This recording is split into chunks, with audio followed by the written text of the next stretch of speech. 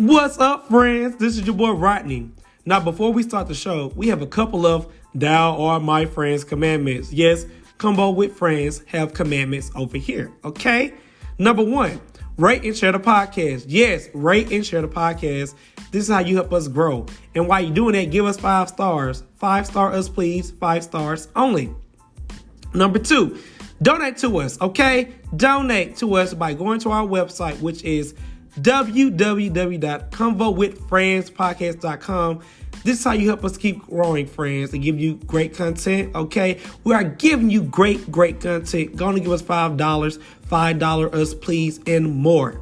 Number 3, join the Facebook community group, which is ConVo with Friends Podcast. This way, you can join your other friends, okay? We have great conversation, and you can talk to your favorite podcaster, which is Rodney and the others. Number 4, if you cannot donate, you can subscribe to us on YouTube, which is ConVo with Friends. That's free. Hit that subscribe button and give us watch hours. And number 5, last but not least, number 5, you guys, we appreciate you here for listening to us every week, wherever you are. We love you here. And now all we want you to do is sit back and enjoy this week's episode.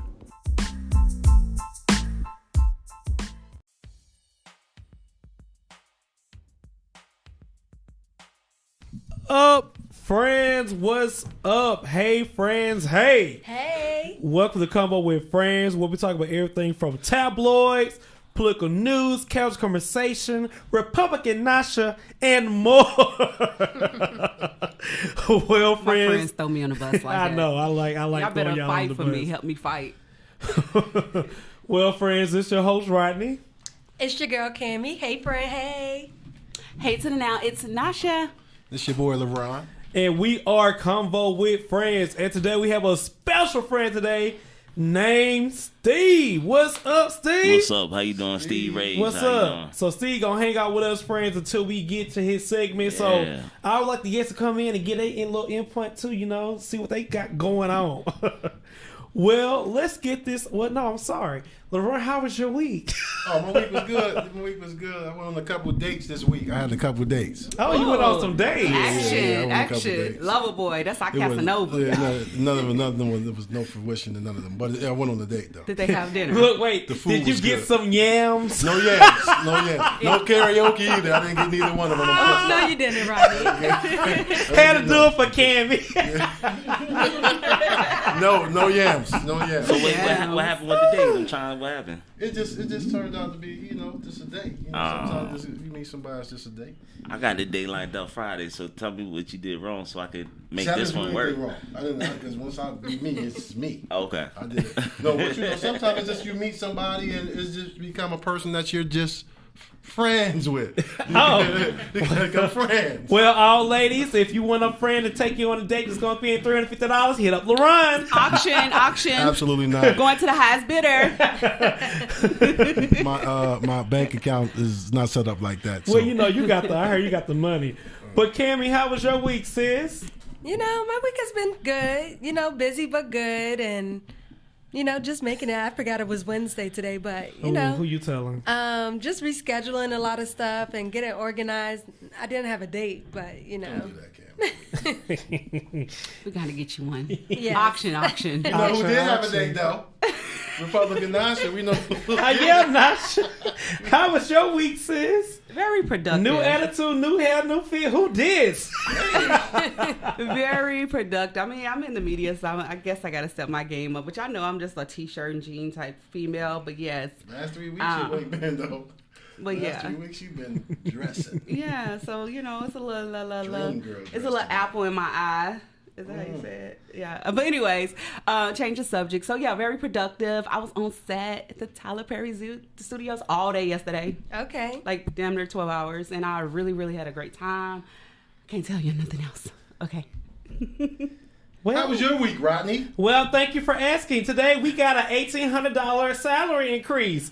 I said, won't he do it? Yeah. The time I was ready to walk off, we got an email that said because of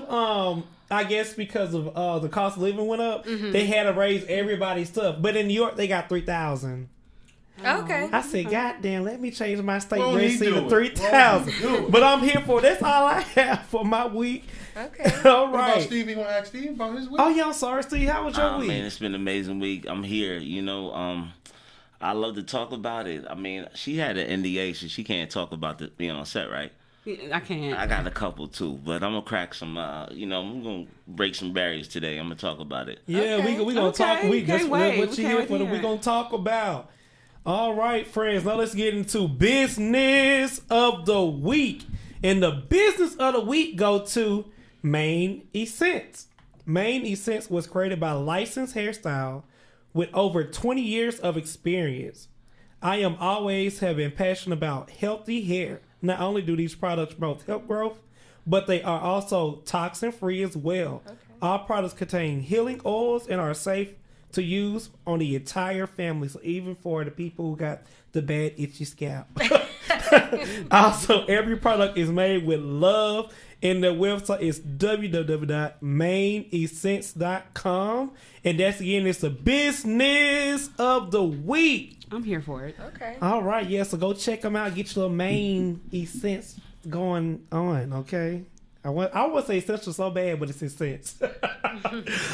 Well, let's talk what's going on with good old Google News. So, as you all know, Erica Jane from Real Housewives of Beverly Hills, right? Mm-hmm. The white girl, well, white woman who married the rich lawyer, Mr. What's the guy name? Lord, Tom. Well, she was on the season after Tom is being sued allegedly for scamming people out their money. So one person house got blew up, airplane. So basically, he's the guy of California. He's like a well-respected, well-known lawyer. Well, this season she had to disassociate herself with Tom because of the lawsuit, and she had to be on the whole season of Beverly Housewives talking about this. So after Andy Cohen declared, "I know what you make on this show," to Erica Jane in the Real Housewives of Beverly Hills season 11 reunion, it seems the rest of the world wants to know now. So basically, she's in the hot seat, and Andy asks her all kind of questions. Allegedly, she's being sued for $25 million because of embezzlement from her husband, who was embezzlement the people from the people who won the case. So he was basically allegedly, and we keep saying allegedly because this is really going on. They might have to get us. So allegedly, he was taking the money and doing what he want, and they are saying allegedly that he was spending money on Erica James. Now, let me say this. Well, let me keep going on. Okay, so Erica Jane, her salary on Real Housewives of Beverly Hills is around $500K to $600K per season. Okay. So Andy was basically saying you didn't need the money, so why did you save him? Because now he was cheating on her. It's all this allegedly stuff that's coming out. So my question for the friends today: do you think that she should be held liable for her husband's legal woes? I would say no. I mean, we are two separate people, unless it's child support, okay? Unless it's child support, then the wife should definitely be sued and be included because that's a total household income. But if he's out here doing some elf shit, you know what I'm saying?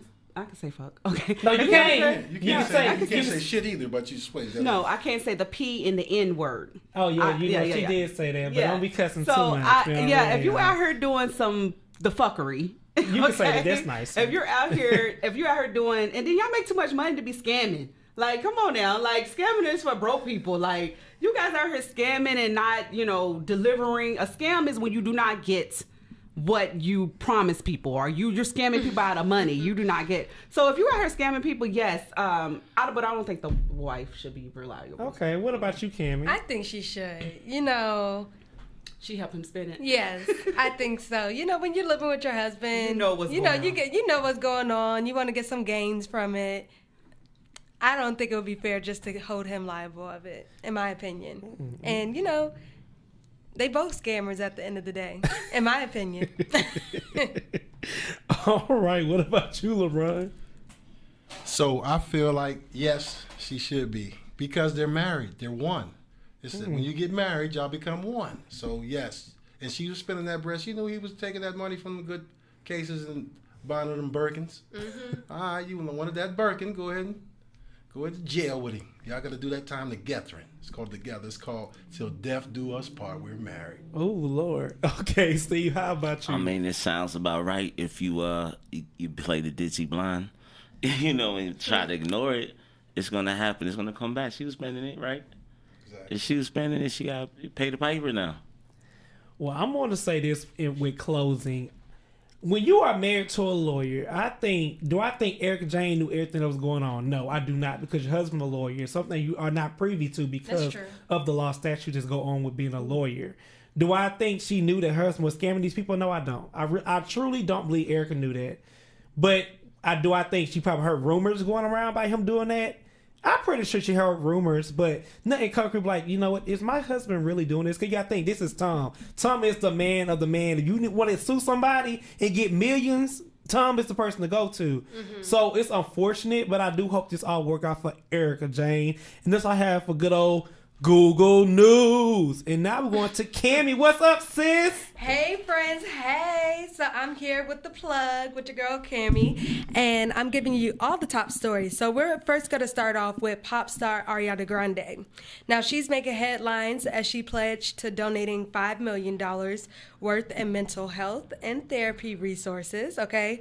She took to social media streets saying, quote, "It's okay to ask for help." She also wrote, quote, "Healing is not linear or easy, but you are worth the effort and time, I promise." So as you all may know, Ariana Grande is very open about her mental health. She talks about finding a therapist back in 2017, following the Manchester arena suicide bombing at her concert, which left, unfortunately, a 20-year-old dead. So those who decide to take advantage of this opportunity will get matched with a licensed therapist, essentially, free for 1 month on an e-counseling platform called BetterHelp.com. So I thought that was pretty cool. And stigmatizing mental health for everyone. But over to tech news. So hip-hop mogul Jay-Z makes major cannabis move. He reportedly made a new $19 million investment in a tech payment company by the name of FlowHub. Now, according to Forbes, the $200 million value company helps cannabis dispensaries process payments. So now the cannabis company will be able to further develop their products and also help with their social equity program to help bring awareness to inequities when it comes to folks getting arrested, for example, for marijuana. And then lastly, Jeff Bezos, he went to space this morning with an expected 9 to 11 minutes of getting to the edge of the Earth and back. And also, if you all know about the actor William Shatner, he's 90-year-old. He played Captain Kirk on the original Star Trek. Yeah. Well, he also went up with Jeff Bezos as well during this departure to the edge of space. And so making him the oldest person to hit the space airwaves. And so my thing is, he's 90 years old. He must have been very fit and in shape to make this trip. So my question to you all is, would you go to space in a 9 to 11 minute trip? I would definitely do it. Definitely. That's a trip of a lifetime. I mean, it's amazing to see other planets. I see those other planets out there, and I'm pretty sure if it's life that haven't been on there, life may be still on there. It was just like, it's living organisms there. So why not go and experience that? Like, that is like a trip in a lifetime. Like, how much is it going to cost to go to space? That's my next question.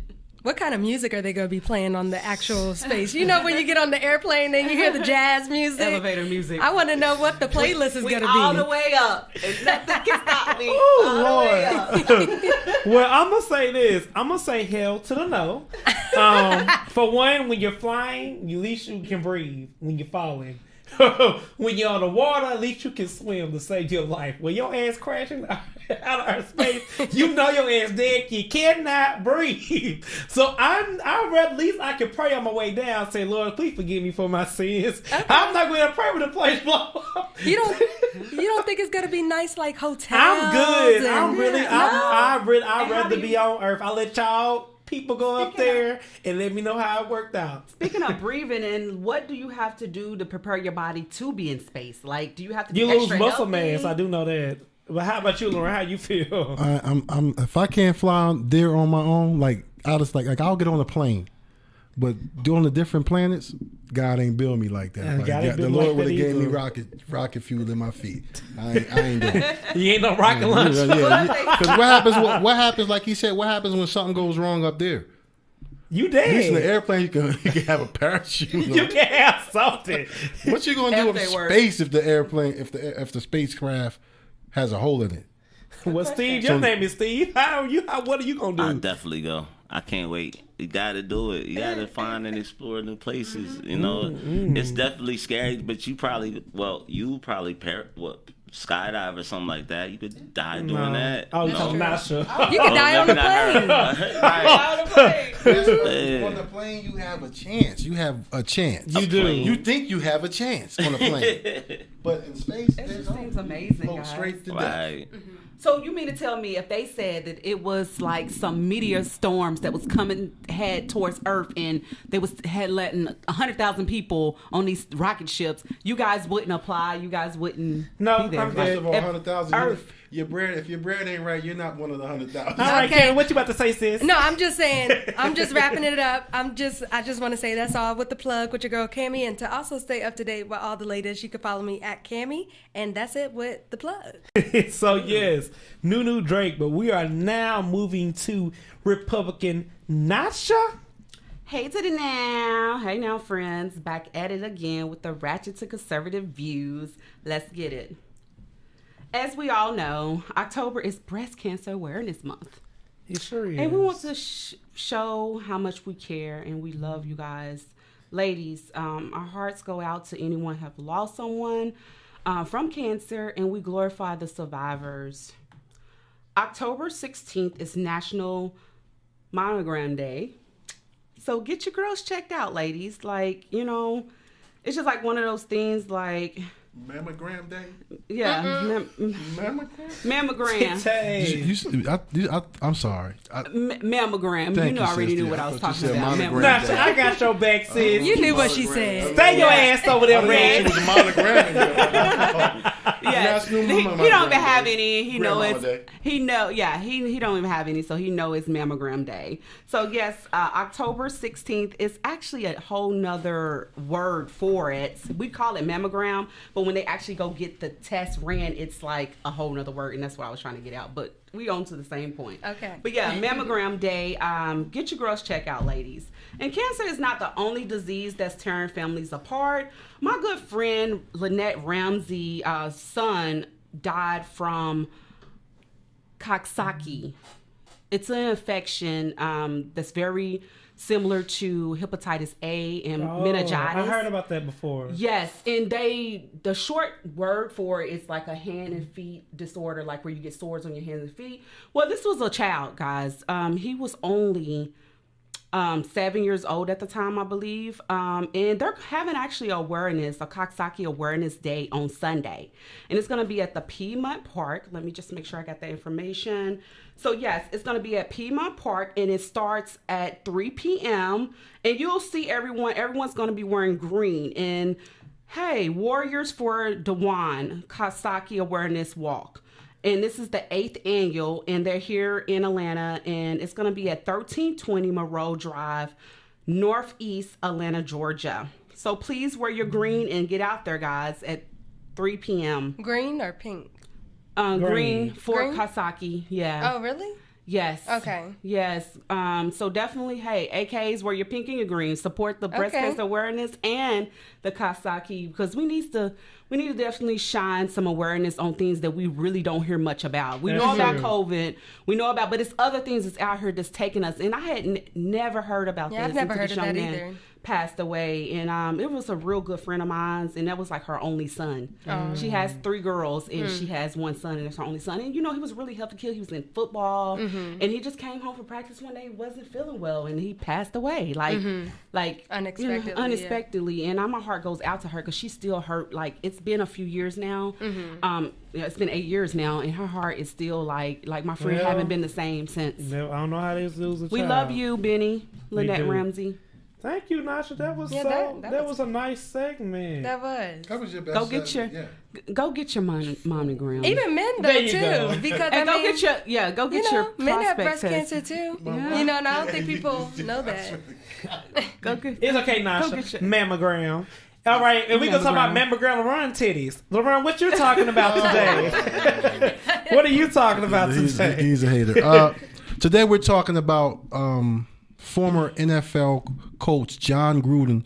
He resigned because he said some statements on email about, I think it was 2011, so 7 years ago. No. Yeah, 2007. From 2011 to 2018, he's been saying, so 7 years total. And he just offended everybody. He just said, you know what, I'm going to get the full plate of these offensive statements. He called a black man, he talked about a black man, his name is DeMaurice Smith.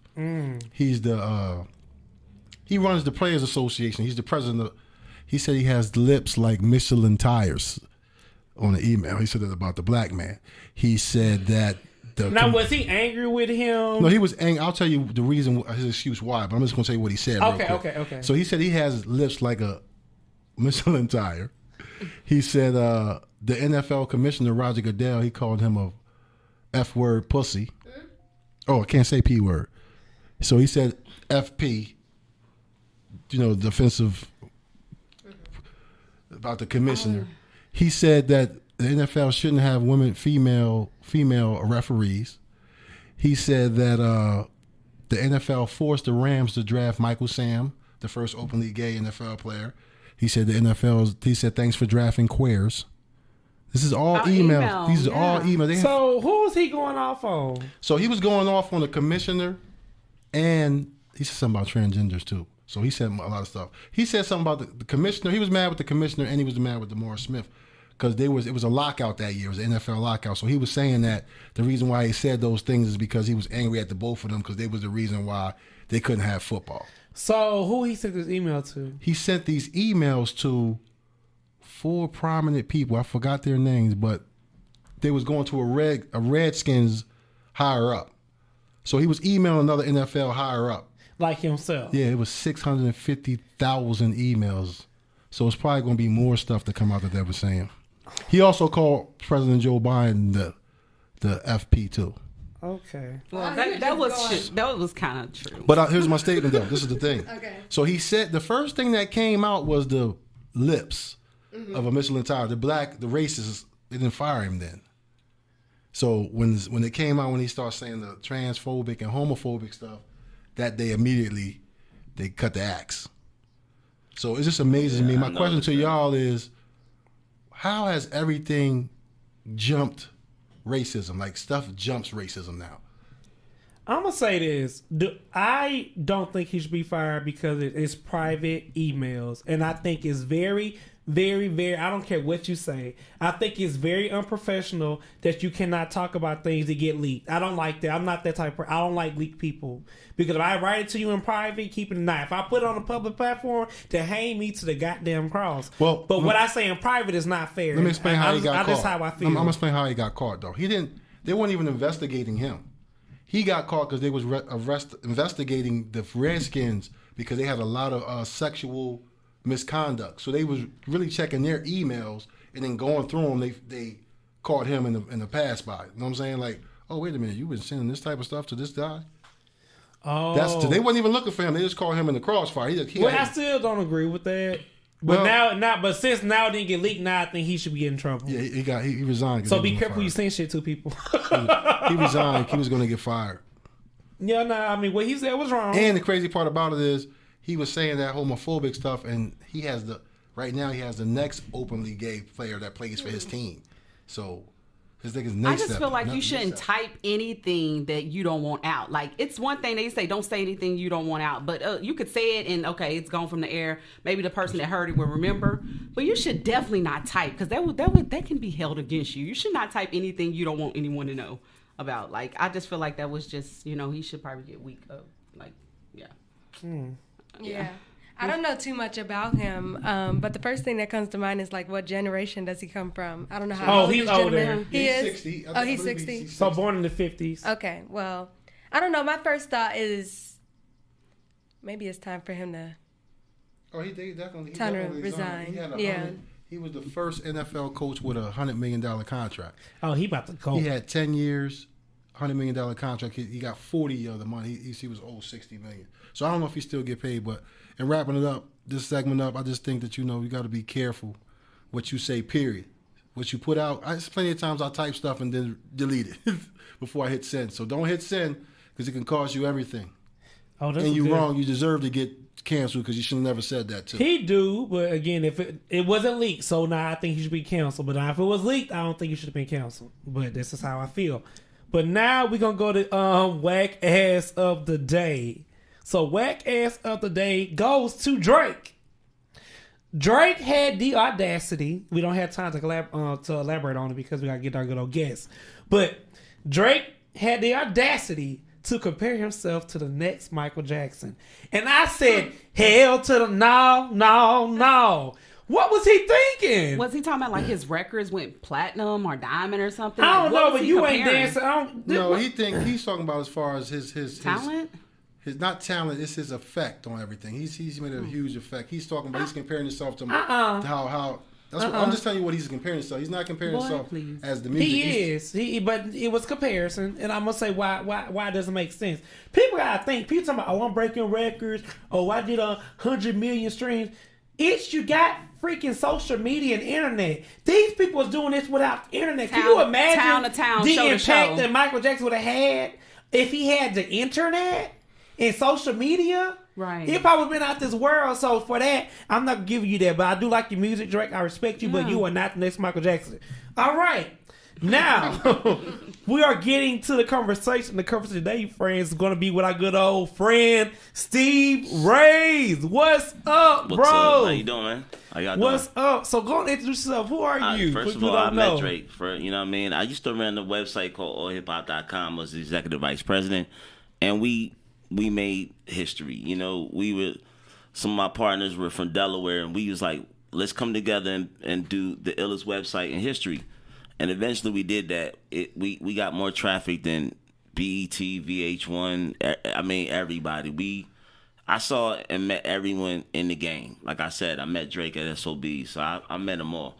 And it just allowed me to kind of like grow, because I ran the music and the multimedia, the music and the videos and all that. And then I started creating original content.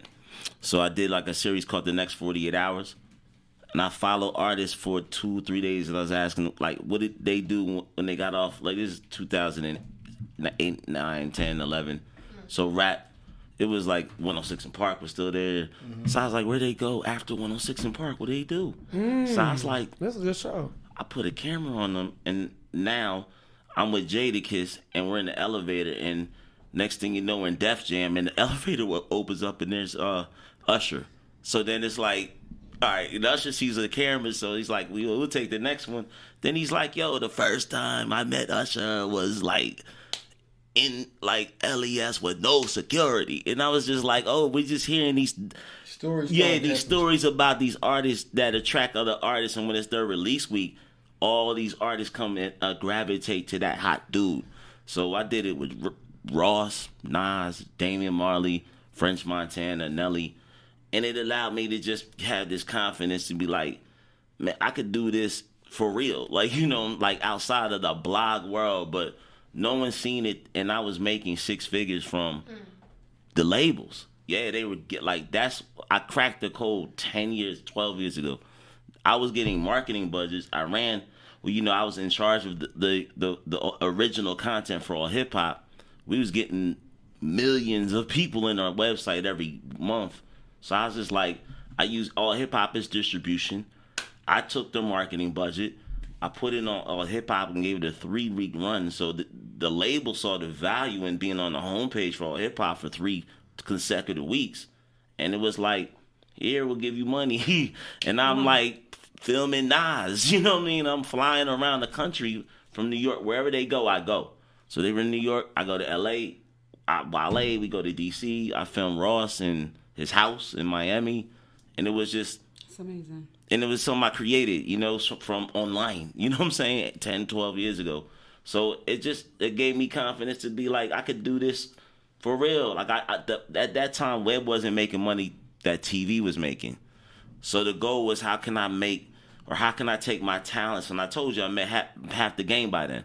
So how can I take my talents and take it to a platform that was making more money?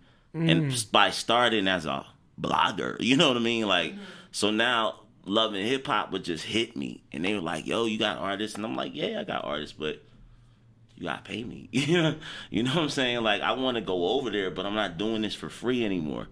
So I did bite my tongue on that. I said, you know what? They was going to Atlanta. That's how I ended up in Atlanta. They were going to Atlanta, and I was in New York, and they were like, well, we're going to Atlanta, and we're going to, like, if y'all know Love and Hip Hop, I worked there I eventually got a job there, so Peter Street. So I went to Peter Street, and they let me in. I said, yo, I'll go down there. I'll take notes. I'll fly down there on my own dime. I'll open my laptop, and I'll, give you the notes at the end of the day. If you like it, work with me. If not, sayonara. So after 2 weeks, they were like, yeah, we fit you in. Fly up to New York, report to work Monday. So I'm liking 26 and 12th Ave in New York, and I'm at a TV show. So I'm like a casting producer. So that year I got Tokyo Vanity and her boyfriend at the time. And okay, I know you're talking about. The first dude, Prophet. Yeah. Remember him? Okay, cool. So I got them on, and then next year I got the way I had to finesse my thing, it was like you had to live in the city to get paid. So I was living in New York. So I was like, you know what? Let's go to Atlanta. If I could get on TV, let's do it. So I moved to Atlanta, and I got the job. And that next year I got Tokyo Vanity, her boyfriend, little Bankhead. I got Bankhead on. I got someone. It was crazy. The TV is crazy. I got someone attached to Bankhead, but because, can I say the word bitch? Because she didn't work out, they cut. I mean, this is what happens in TV. I'm telling you. Someone like work out like fitness. Work out like she's a difficult person. Oh, okay? she's a diva. A diva, yeah. So let's say diva. Diva. All right. So then they is like, oh, well, you don't want to be convenient or work with us. Cut all her scenes out, and then Bankhead was on a show without a girlfriend. So that's TV. If you can't work in the system, they're not gonna keep up with your attitude. Well, let me ask you this. Let me stop you. Not just me doing the journalist. I heard they don't pay them people good no way. I know the contracts was not good. Yeah, see, I just saw. To me, it just gotta make sense. So the contract that I seen, you probably heard it. It's a legendary paragraph. You heard about it? That they highlight and say, we will use this content to basically exploit you.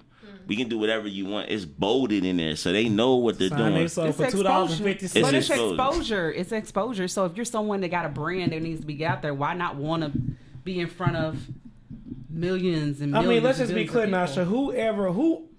Name one person besides Cardi B who have truly made it big off of Love and Hip Hop. I can name 5 at least. Who? Stevie J. No. So he already had a brand. That's the secret. Stevie J reinvented himself. Yeah, he was. But what is he doing now? I'm talking about longevity, not when you lead a show 1 year you pop in. I'm talking about people who got longevity. Followers. I don't know nobody who have that type of Keisha Cole, she came up. I mean, Jocelyn came up. So because he did it, Stevie J, everybody knew Stevie J is just a producer. He get on Love and Hip Hop for the next 8 to 10 years. He was the headline of the show. He had to get paid then. Was he getting paid a lot of money? That's the difference. He probably was. He had let me explain something to you. I don't know how much I can say. Well, don't say what you can say. Allegedly I'm not working for them. The entire Atlanta cast, when I worked there, they're all millionaires. So you don't look at it like Atlanta popped off. I'm not gonna say that for New York. I take a skip. But you look at the restaurants. Kirk Frost, you know what I'm saying? Look at what Sierra got, you know what I'm saying? You'll see properties from the show. You said it. The exposure, it's not. It's more. It's how you work your national, brand. Yeah, brand. It's all branding. Mm-hmm. No, I was just gonna say Brandon, and then also the smartest person who goes on any reality show creates a business out of that, because I mean, it's only so long that you can be on there. That's what the Kim Kardashians did. Yeah. You know, it's the business, the restaurants, Yeah. like you said, the properties, the investment properties, whatever business it is. You know, that's the longevity. That's how to be, you know, keep it going way beyond the reality show. So I definitely agree with that. Yeah. At the cast, that's people like the people people that cast that y'all don't know cast for Love and Hip Hop. It's a hard job because it's like you got to find people that are not too small, like millions of people that want to get on the show, and the big names don't care.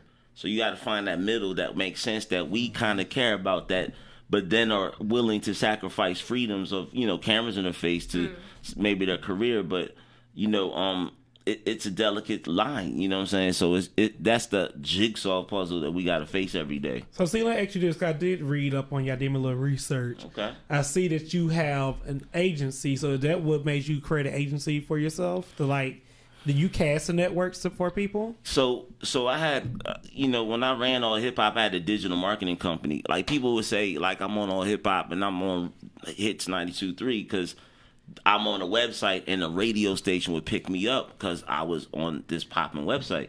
So my strategy was to do digital marketing and put you everywhere. I was like, one site's not enough, go everywhere. So when I did my music and I went to that television world, it just killed me being in the music again. I had to restart, television is not full time. It's like 4 months, then it's done for the year.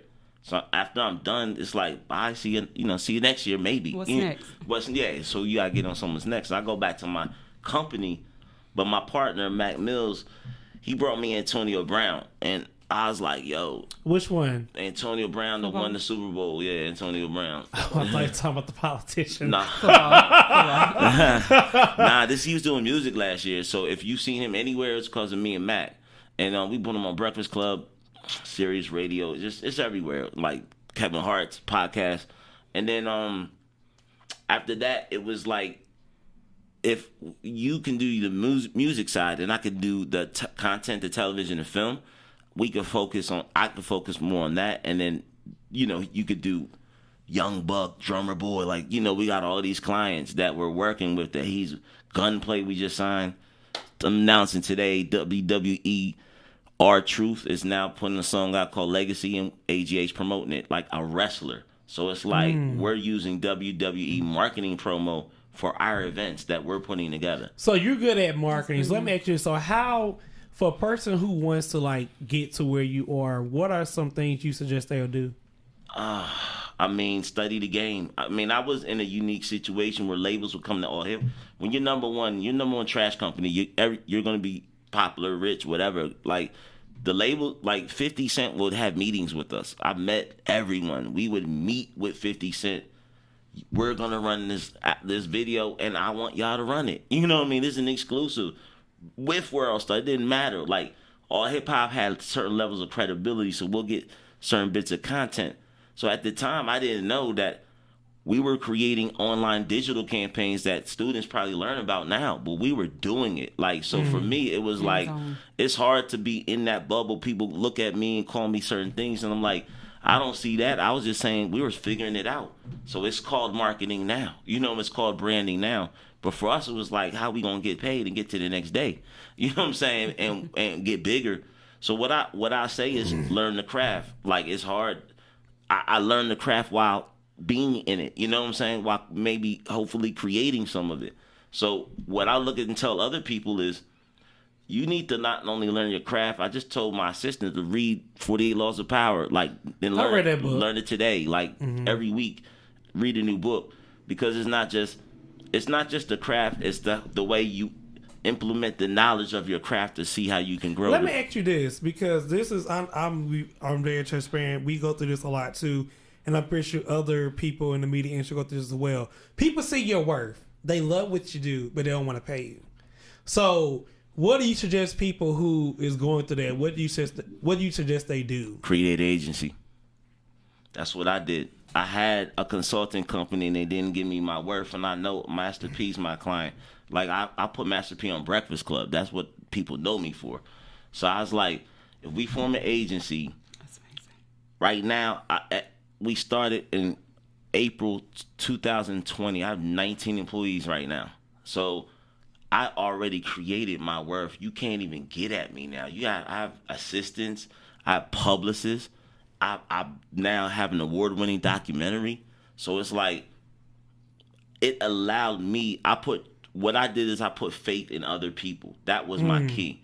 And I could never let go.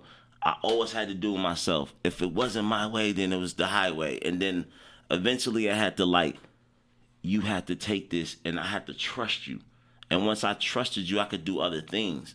Then when I did other things, I produced on Divorce Court and still hired about 6 people, made 5 figures on my agency, and made 5 figures at Divorce Court at least. So, and the agency allowed me to work at Divorce Court.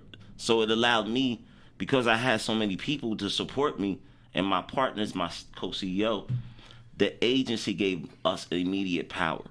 Immediately. We didn't have a name for our agency. We was like, we're the agency. And then we said, we're not going to label it Raisin Mac. We're going to call it AGA. So now you don't even know who we are. So now when you research it, first thing you see is From Pain to Power, a documentary on Revolt TV. So that's how, when I focused on the content, I got that deal with Revolt. So when you said how my week went today, T.I. was in my documentary. He was at the Trap Museum on Monday with him. Oh, okay. You know what I'm saying? So now I'm like, he remembers me because he was in my documentary. I filmed it last year. So, so that brought me to today. So now, T.I. knew me when I filmed him from my documentary last year. He remembered me from All Hip Hop because I interviewed him several times. So it's like, to see that the connections that I made back then and I'm bringing them now. And I told you, the agency, not the company, the agency gives me ownership now. So when I have an agency, you look at me and you don't know what my agency is. I could be branding Young Buck. I could be working with WW. I'm going to have front row seats at every wrestling event R-Truth is at because I'm his brand manager. Then you could be at a documentary screening in Miami watching our documentary because we have the capability to do all of that because now we got a team that believes in us. And, we're in a pandemic. Some of us, they put 100% in. And now when they come to me, I'm like, whatever your goals are, I'm going to help you do them. So one of them said, I want to be a producer. She's the producer of my last documentary. Wow. So that's what the agency allowed me to do. I started thinking bigger than my own company or ownership. Masterpiece, my mentor. So he's like always telling me, we need to have ownership. Once we have ownership, then we can empower our own. So I have a black-owned company. Most of those people are black. You know what I'm saying? So I pay black people. I'm trying to empower them. I tell them every day, whatever job you're on, I'm trying to get you in my agency full-time. Because then I know I'm doing what I'm doing to pay them to be successful. So, we got some of them, we getting there, but we got 19 that thug it out. As a CEO of a brand management company, did you have to go to school? That's my first question. Did you get any, or was it just self-taught? Both, but I got a degree. I went to University of Delaware. I got an economics degree, and I almost demand everybody that works for me have a degree too. Absolutely. Most of them got masters, or some of them, not most. And because you run, my next question, okay, that's awesome. My next question, because you rub shoulders with so many celebrities, is there anything you wanted to do, like acting, music? Like, is there, what hidden talents do you have? I direct and produce. I was invited to be on Love and Hip Hop. That is the craziest thing that happened to me. Y'all know that they was going to do Love and Hip Hop Houston, right? That's not a secret, is it? No, we didn't know. Thank you. Okay, all right. They were gonna do Love and Hip Hop Houston. Y'all should know that. At the time, I tell you, I don't deny it to this day. So I already know I worked there. Right? There's major names attached. So I won't say them. But the person that got me my job, shout out to Amber. I shout her out. That got me my job at Love and Hip Hop. She's like, "Yo, Stephanie's gonna call you." Y'all know Stephanie. I don't know if you know Stephanie. She's second in command. So at that time, they were like, "Yo."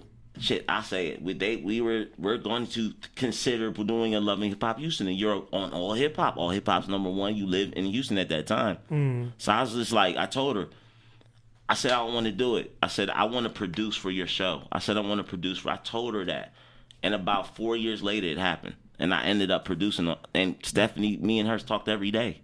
So it was like I have a passion to create, not to be in front of the camera. So I'll never, like, this to me is a lot. You know what I'm saying? It's just, I have a vision and I want to see it happen because executive producers make all the money.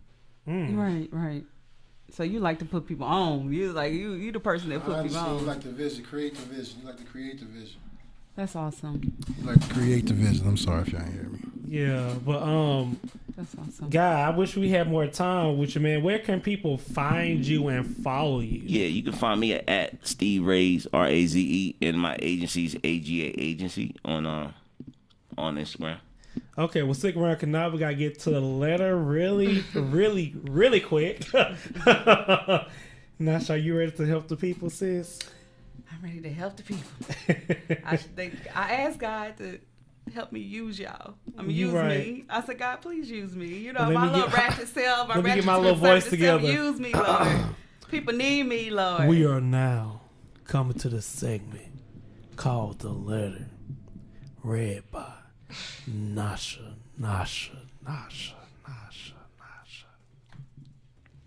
The letter.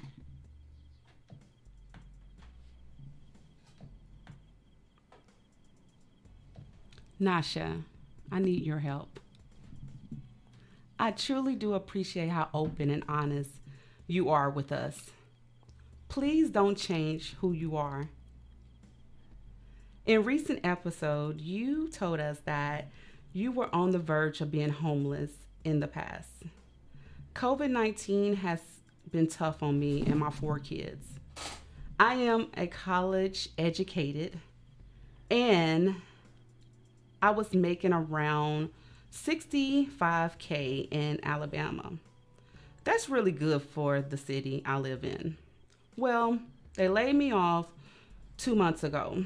My mortgage and car note is around $1,200 a month, and I'm about $3,000. I have about $3,000 in my savings account. I don't want to take a job that isn't paying at least $45,000 a year. My pride is getting in my way. What should I do? This is really interesting, letter person.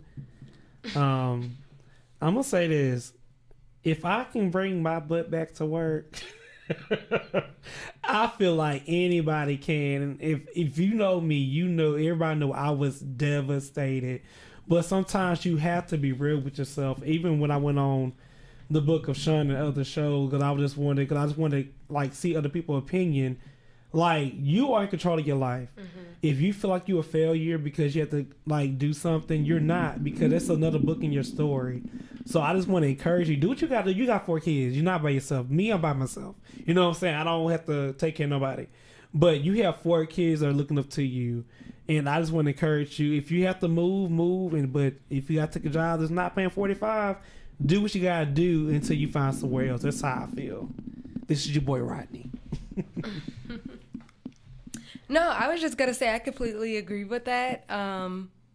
You know, and maybe get a side hustle on the side. You know, you got to get creative with it, you know. I don't know if she has an entrepreneurial spirit, but, you know, she does. Maybe start a business on the side, you know, in addition to having your 9 to 5 to make up for that money, and make it happen. She has 4 children that she needs to feed and take care of. So, you know, make it happen. That's what I would say. Yeah, how about you, Lauren? I feel like like what Cammie just says. You got 4 children. You gotta do what you gotta do to take care of them kids right now. Right now, you just gotta go ahead and just grind. Try to save as much money as you can possibly, and then you know the job that you're looking for, the job that you wanted to come eventually. But you gotta support yourself and them children at the moment. So I would just go ahead and swallow my pride and just get what I can get right now, and hopefully get blessed later on with a better situation. How about you, see? What would you tell her? You know, you the mogul over here. Pride is a killer. If you can't get over your pride, you can't get over certain things in life. So, you gotta support those kids any way you can. That's true. Well, Nash, what you gonna tell your good old sis? Dear friends, do what you gotta do. Get it out the mud. And this may be your time to follow your passion. Like like Kimmy said, what do you enjoy doing? Like, it's time to reflect. Like, that job was just only your career, okay? But we have passions that we never really dig into because we're always working. So this time off, find your passion. Start your own. Cook, make plates, bake cakes. I mean, what else? Whatever you enjoy doing, take that savings and take a portion of the savings if it's not your bill money and just invest in your craft. Like, what is it that you really truly enjoy doing? You got 4 kids. I know you got to like children. So start a daycare so you can spend more time with your kids, because that's the struggle. That's the balance right now, like, that I'm having. As a mother, like, I go to school, I'm credits away from having my bachelor's of science, concentrating in marketing, and I work full time. I just took on a store manager position, and I have 2 kids. So at this point in my life, I'm like, okay, where's the balance? I would love to spend more time with my kids because my son want to stay after school. I want my daughter to be in cheerleading. So find your passion. This is the moment to find your passion, friend. Like, I wouldn't even rush back to work if I didn't have to, because I really believe God got something else for you. Well, good luck, friend. Good luck. I hope we was able to help you through this and help you make a sound decision. Hey, friends, if you have any issues you're facing, or you want to congratulate someone, or you just want to come on the show because you got a business and you got some things going on, reach out to us, write us. If you have anything that you want to discuss with us and help you get through, write us at ConVo with Friends, podcast with an S, at gmail.com. That's ConVo with Friends, podcast with an S, at gmail.com. All right, friends. Well, unfortunately, we are coming to the end of the show. Make sure you follow us on all social media at ConVo with Friends with a Z. Make sure you give us 5-star ratings, 5 stars only, please. All right, friends. See you next week. Bye-bye. Peace. Bye for now. It's Nasha.